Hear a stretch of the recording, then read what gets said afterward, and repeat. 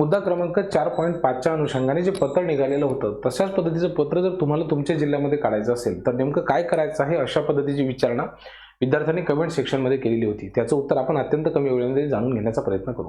विद्यार्थी मित्रांनो, बघा, हे जे पत्र आहे सांगली जिल्ह्यामध्ये सगळ्याच्या सगळ्या आस्थापना प्रमुखांना म्हणजे विशेषतः शासकीय आस्थापना प्रमुखांना लिहिलं गेलेलं होतं आणि यामध्ये असं सांगण्यात आलेलं होतं की जर शासकीय आस्थापनेमध्ये आउटसोर्सिंगच्या माध्यमातून भरती जर होत असेल तर त्या भरती प्रक्रियेमध्ये कंत्राटी पद्धतीवर किंवा रोजंदारी पद्धतीमध्ये विद्यार्थ्यांना घेत असताना युवा कार्य प्रशिक्षण योजनेमधील विद्यार्थ्यांनी जे प्रशिक्षण पूर्ण केलेलं आहे त्याच विद्यार्थ्यांना प्राधान्यक्रम द्यायचा आहे।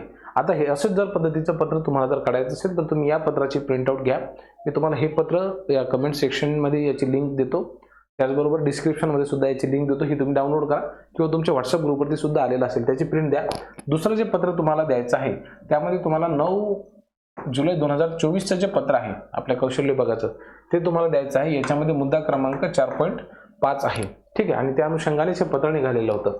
त्यानंतर तुम्हाला 10 आणि 11 मार्च रोजीचा GR जो आहे तो त्याच्यासोबत लावायचा आहे। आता बघा, हा जो संदर्भ आहे तुकाराम बाबांनी जे पत्र दिलेलं होतं जिल्हाधिकारी महोदयांना त्यांनी हे पत्र म्हणजे त्याच्यासाठी तो संदर्भ दिलेला आहे, ठीक आहे। आता बघा विद्यार्थी मित्रांनो, मुद्दा क्रमांक 4.5च्या अनुषंगाने ज्या प्रशिक्षणार्थींचं 11 महिन्याचं प्रशिक्षण पूर्ण झालेलं आहे अशा प्रशिक्षणार्थींना संबंधित आस्थापनेमध्ये योग्य वाटलं आणि प्रशिक्षणार्थीची सुद्धा जर इच्छा असली तर रोजगार देण्याच्या दृष्टिकोनातून आस्थापना निर्णय घेऊ शकते अशा पद्धतीचे अधिकार त्यांना दिलेले आहेत, म्हणजे जेणेकरून विद्यार्थ्यांना रोजगार उपलब्ध होईल आणि 11 महिने प्रत्यक्षाचा जो म्हणजे कामाचा अनुभव आपल्याला उमेदवारांना मिळालेला आहे असे उमेदवार त्या ठिकाणी शासकीय आस्थापनेला मिळतील।